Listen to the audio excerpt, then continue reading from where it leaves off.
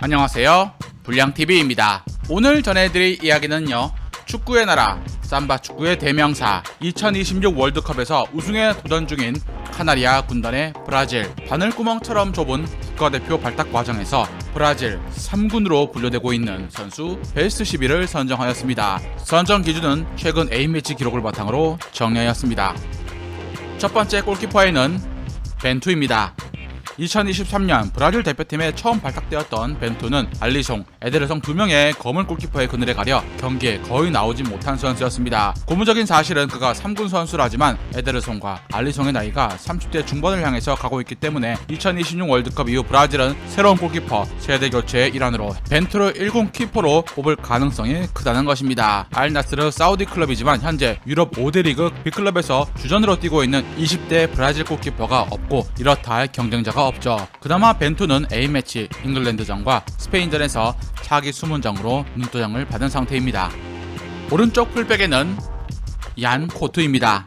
카푸, 알베스, 마이콘 같은 세계를 호령했던 브라질 라이트백 계보가 최근 들어 유세가 약해졌습니다. 1군에 2024년부터 AS 모나코의 반데르손이 입지를 확고히 다지며 주전으로 나서고 있고 AS 로마의 웨슬리가 2옵션으로 벤치를 지키고 있습니다. 현재 3순위에 가장 근접한 선수는 도르트문트의 얀 코트라 할 수 있습니다. 최근 분데스리가에서 보여준 폭발적인 움직임을 볼 때 브라질 대표팀 공백이 생겼을 때 뽑힐 수 있습니다. 다만 몇 달 전까지 팀의 주장이었던 다니엘로가 월드컵을 앞두고 경험을 중시하는 안첼로티의 부름을 다시 받을 수도 있습니다.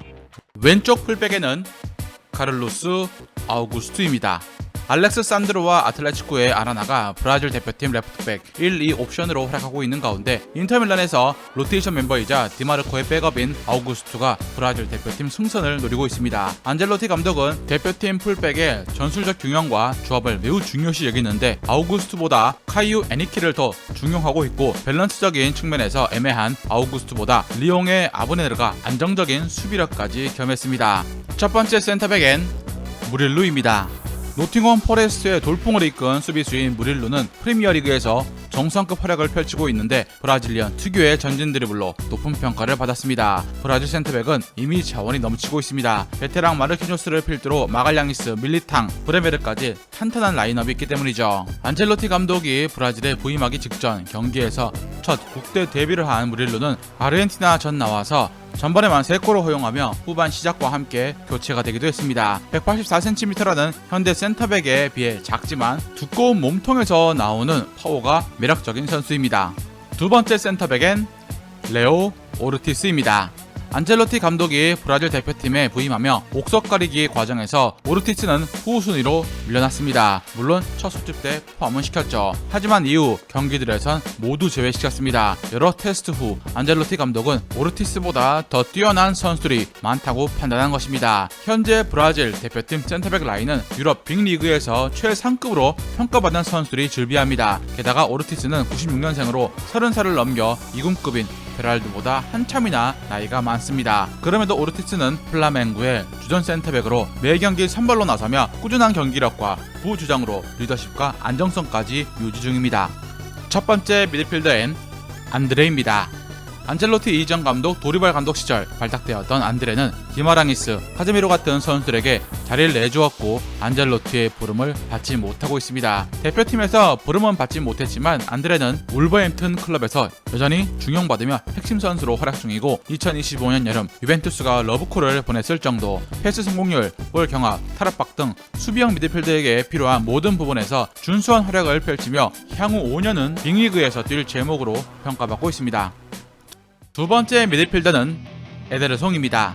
이탈리아 세리에 A 아탈란타에서 활약 중인 이 브라질 미드필더를 모르는 이들도 많을 것입니다. 유럽에서 가장 주목받는 박스2박스 미드필더인 에데르송은 맨시티가 로드리의 후계자로 삼았을 정도였지만 구단이 판매 불가를 선언했습니다. 지난 시즌과 마찬가지로 2025년 새 시즌 역시 엄청난 체력을 기반으로 그라운드 전체를 커버하는 에데르송은 공수 겸장으로 아탈란타의 엔진을 담당하지만 안젤로티 감독은 좀 더 플레이메이커 기질이 있는 선수를 중용을 했고 에데르송의 장점인 에너지는 다른 선수들이 대체하고 있습니다. 에데르송의 파괴력보다 안정적인 조율, 창의성이 브라질 대표팀에 필요하다고 판단한 것이었죠. 세 번째 미드필더는 주앙 고메스입니다. 안젤로티가 브라질 대표팀 감독으로 부임하고 중원 스타일이 완전히 바뀌었습니다. 이전 도리발 감독에게 기회를 받은 고메스였지만 안젤로티는 중원에서 싸워줄 베테랑 카세미로와 조엘링통, 안드레이 산토스 등 후방에서 안정적으로 볼을 배급하고 경기를 조율하는 능력을 매우 중요하게 생각을 했습니다. 고메스는 수비라는 부분에서 분명 스페셜하지만 안젤로티는 더 다재다능함을 원하고 있었죠. 고메스가 대표팀에 오르기 위해선 카제미로의 폼 하락, 조엘링통의 부성이 있어야만 합니다. 오른쪽 윙어에는 사비뉴입니다. 안젤로티 체제의 황태자로 떠오른 에스테방은 그야말로 브라질 대표팀의 깜짝 등장이었습니다. A매치 주전으로 발탁되어 데뷔골까지 넣은 임팩트를 보여서 그는 1년 뒤 월드컵에서 브라질의 한 멤버가 될 가능성이 커졌죠. 우측 윙어의 레알 마드리드의 호드리구, 제니트의 루이스 에니케 등 많이 검증된 자원들이 2군 경쟁을 치열하게 펼치는 동안 맨시티로 이적했던 사비뉴가 어느새 3군 멤버로 밀리고 말았습니다. 폭발적인 드리블과 창의적인 플레이를 겸한 사비뉴는 수비 가담을 중시하는 안젤로티 감독의 전술적 희생과는 거리가 있었죠. 게다가 올 시즌 사비뉴가 맨시티 주전 경쟁에서 어려워 이적을 생각을 했을 정도였기 때문에 지난 시즌 리그 두 자릿수 도움을 올린 800억짜리 윙어는 브라질 대표팀에서 당분간 볼 수 없을 가능성이 높습니다. 왼쪽 윙어에는 사무엘 리누입니다.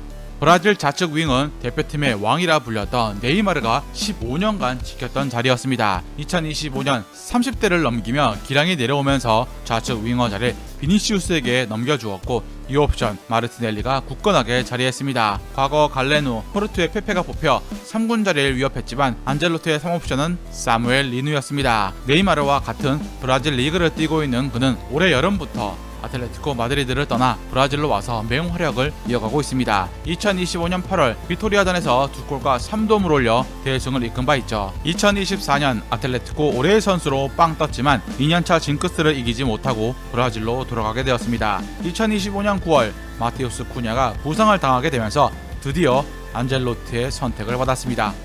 마지막 공격수에는 에바니 우송입니다.